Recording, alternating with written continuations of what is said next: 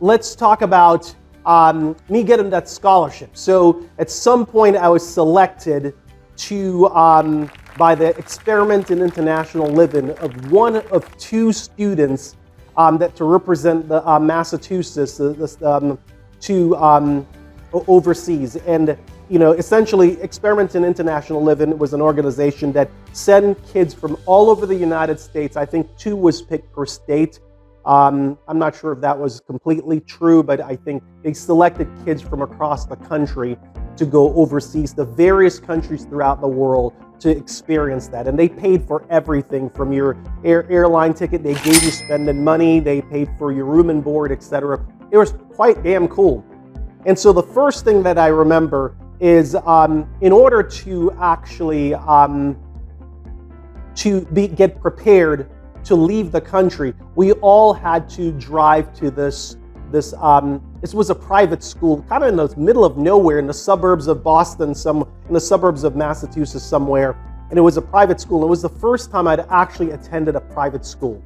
And what was really weird about that was when I got there to this high school, I had never seen anything like this. These guys had, it was like a board, I think it was a boarding school. They had their own cattle.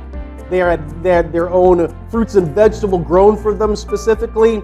They had swimming pools and it's straight out of a Richie Rich movie where you see those very snooty, aristocratic people, living in these very, very expensive environments and school systems that you'd see. This was on acres and acres and acres of land that they're out there on. I mean, yes, Brighton High School was cool, but it wasn't on, they didn't have an orchard.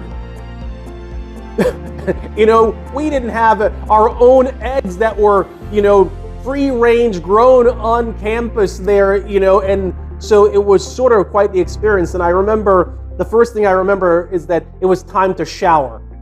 And so I went to the shower, and it was sort of like your high school shower, but as an inner city kid, we didn't shower at school. Everybody would go home and shower when they got home.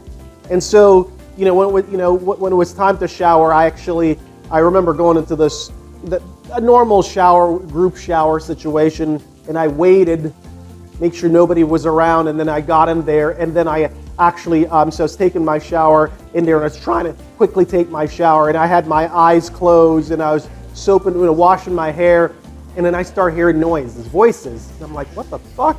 So then I open my eyes, and there are all these other guys there, they're showering, and I'm like, that's the first time I'm around a bunch of naked guys, and it was sort of weird, like, y'all just fucking shower with each other like that? That's so freaking weird. But, that was normal for them, but it was strange, just like, different cultures, even within the state of Massachusetts, even you can see within different socioeconomic people with different resources acting very different. And so, anyway, it was an opportunity to meet. Apparently, a lot of the other kids had flown from other states and came to that college campus. It wasn't college; it was high school campus, and that's where we engaged with each other. And I met, it wasn't everyone, but it was a fairly decent amount of students that came from, I guess, the surrounding state, New England states, that came to that particular school to meet, and then we would fly out from Boston to our various locations across the world.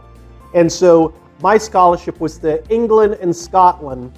And so I met a couple of kids before we left town, and then I met a kid named Carl, and I can't remember the other kid, Ben and it was Carl, and there's another kid, Ben, and I can't remember the rest right now. It'll come back to me.